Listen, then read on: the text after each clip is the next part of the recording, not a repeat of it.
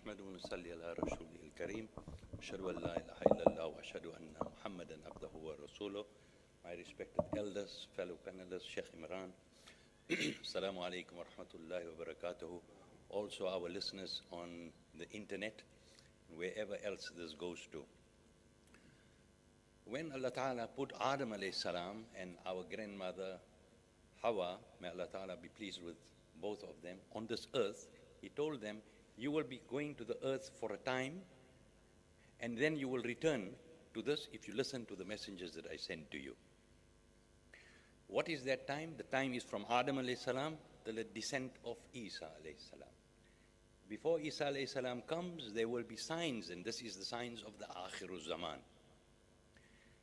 That is a signs that our Sheikh Imran Hussein, if you want to dig deeper into that, then you can read his book, Jerusalem in the Quran, to dig deeper.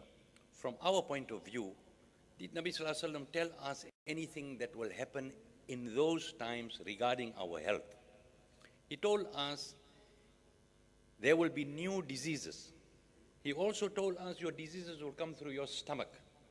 He also told us that there will be, that for every disease, there is a cure. So if we don't have a cure for something, it means we are not looking hard enough. Or perhaps we are not looking in the right place. I am going to concentrate now on a certain group of diseases that have plagued mankind for the last 100 years.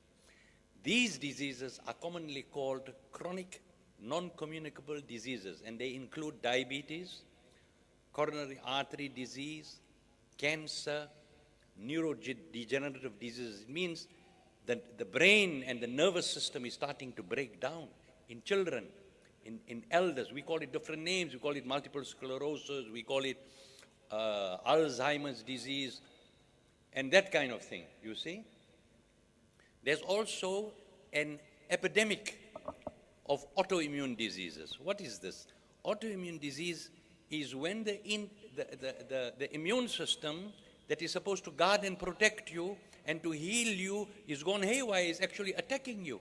And what does it attack? Everything from the head to the toe. Now, I have been doing research on this for the last decade. And in my opinion, and as Sheikh likes to say, you might differ. But in my opinion, all of these diseases share one common link. I'm not saying that they are all coming from this one link. There might be other causes as well.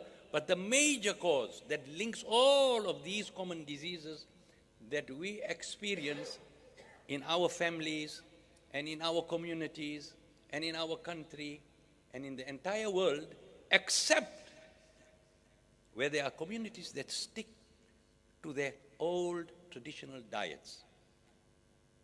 Like the Hunza Kut, like the Maasai, they depend on the cow. They drink its milk, they drink its blood, they eat its flesh, but they don't have any of these diseases. The Hunza in those mountains there, they drink glacial water. That means water that is coming out of the glacier. They are eating crops that come out of the soil that is enriched by this glacial melt. They don't have any of these diseases. So, why is it that they don't have? They've stuck to their traditional diet. We have changed our diet, and the trouble started in 1900 or thereabouts.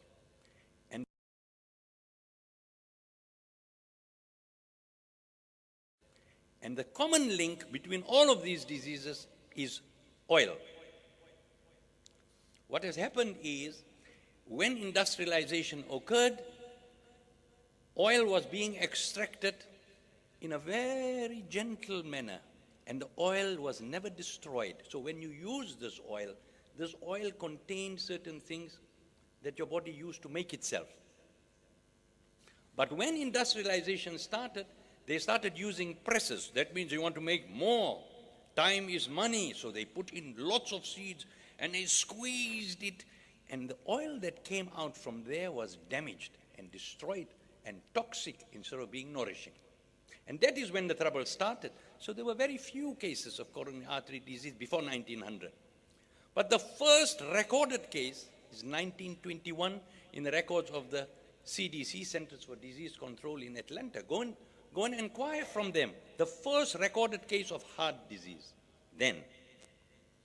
This is a new form of dying. This form of dying never existed before. The usual form of dying was in battle, infection. You have a slow, lingering death. You might be living very nicely up till about 3 weeks before your death, and then you get sick and you take to your bed. And then this is a ni'mat from Allah because it gives you an opportunity to make tawbah. It gives you an opportunity to connect yourself to Allah Ta'ala. But now, you clutch your chest, you start sweating, and you fall down dead. It is a new way of dying because we have created a new way of living. And this new way of living is actually deadly. We have changed our diet.